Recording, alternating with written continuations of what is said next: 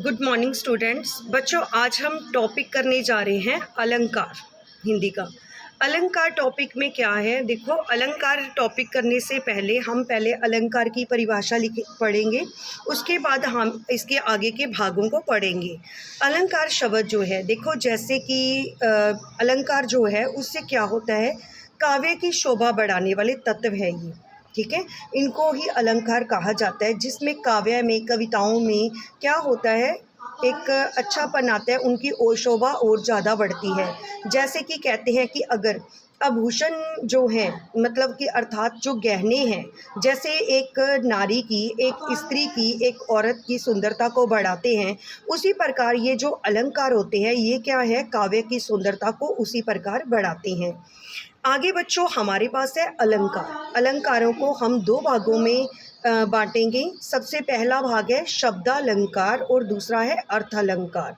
इसमें क्या है, पहले हम शब्दालंकार को पढ़ेंगे, ठीक है। सबसे पहला इसका है, इसके अंदर शब्दालंकार का आगे भाग है अनुप्रास। इसमें क्या है, शब्दालंकार बच्चों वो होता है जहाँ पर शब्दों से काव्य की सुंदरता बढ़ती है, शब्दों के द्वारा मतलब सौंदर्य बढ़ता है, ठीक है, शब्दों से। आगे है अनुप्रास। अनुप्रास में क्या होता है, जिस मतलब अलंकार में क्या होगा, वर्ण की आवृत्ति बार बार होती है, एक ही वर्ण जो है वो बार बार आता है, तो उसमें क्या होता है, अनुप्रास अलंकार। जैसे कि चारु चंद्र की चंचल किरणें खेल रही हैं जल थल में, यहाँ पर च वर्ण की जो आवृत्ति है वो क्या है, बार बार हो रही है, यहाँ पर वर्ण जो है वो बार बार आ रहा है, तो इससे क्या है, अनुप्रास अलंकार है, ये इसकी पहचान है। च वर्ण की, कोई भी किसी भी वर्ण की आवृत्ति बार बार होना, तो वो क्या है, अनुप्रास अलंकार है। आगे है तरन तनुजा तट तमाल तरुवर बहु छाए, यहाँ पर त वर्ण की आवृत्ति बार बार हो रही है, तो यहाँ पर अनुप्रास अलंकार है। सेकंड है बच्चों यमक अलंकार। यहाँ पर देखो शब्दों की आवृत्ति होगी, ठीक है, वर्ण की नहीं है, शब्द की आवृत्ति है बार बार, मतलब कि शब्द जो है वो दो बार आएगा, और परंतु इसमें अर्थ जो होगा वो अलग अलग होगा दोनों बार, ठीक है। कनक कनकते सो गुनी मादकता अधिकाई, जो खाए बोराए जो ना खाए बोराए। यहाँ पर क्या है, एक बार कनक का अर्थ है धतूरा और दूसरी बार कनक का अर्थ है सोना। इसकी और काफ़ी एग्जाम्पल्स भी हैं, जैसे कि काली घटा का घमंड घटा। यहाँ पर एक घटा है जो आसमान में होती है, एक घटा है किसी चीज़ का कम होना, ठीक है।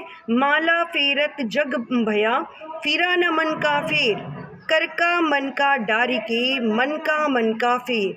यहाँ पर क्या है कि हाथ का मन का आप लोग छोड़कर मन के को फेरो, मतलब कि मन का जो मन का है आपके, उसको फेरो, ठीक है। यहाँ पर मन का मतलब कि मन, और दूसरा है मोती। यहाँ पर आगे है शलेष अलंकार। इसमें क्या होगा, शब्द एक होगा परंतु अर्थ क्या होंगे, अनेक होंगे। जैसे कि मंगत को देख पट देत बार बार, यहाँ पर क्या है, जो पट शब्द है वो उसके अर्थ दोनों बार अलग अलग हैं। एक बार पट का अर्थ है वस्त्र और दूसरा पट है दरवाज़ा।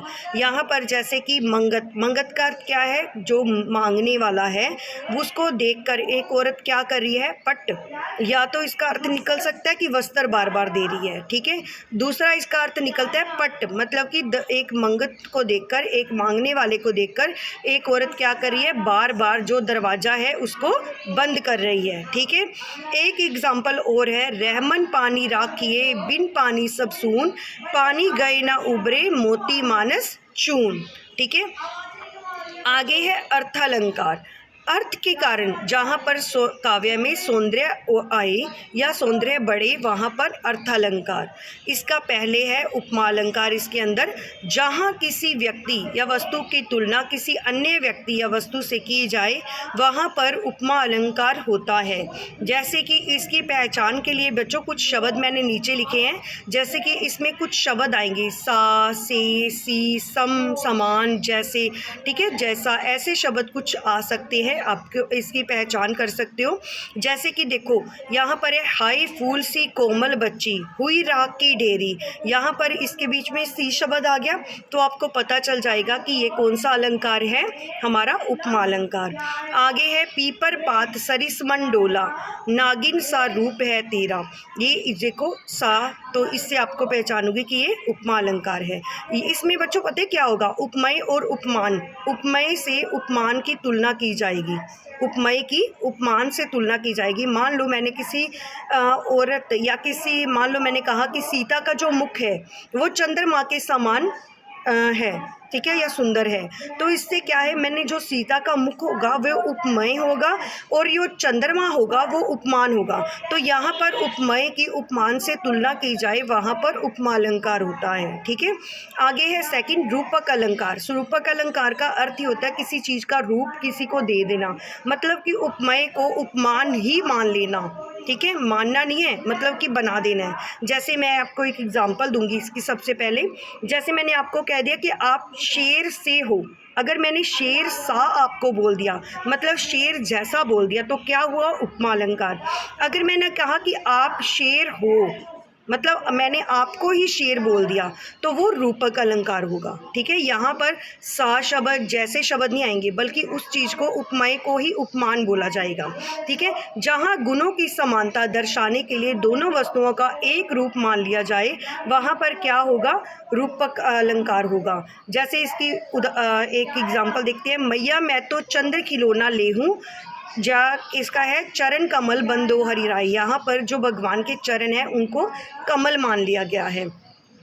आगे है तीसरा उत्प्रेक्षा अलंकार, जहाँ पर उपमेय और उपमान की संभावना प्रकट की जाती है, मतलब संभावना का होना। यहाँ पर कुछ शब्द भी होंगे जिनसे आपको उनकी पहचान होगी कि ये उत्प्रेक्षा अलंकार है, जैसे कि मानो मनु जानो जनहु, ये इसकी पहचान है इस अलंकार की, ठीक है। तो इसकी एग्जाम्पल देखो, मुख मानो चंद्र है, यहाँ पर क्या है, मानो जो है, इससे आपको पहचान है कि ये उत्प्रेक्षा अलंकार है। अतिशयोक्ति नाम से ही क्लियर है।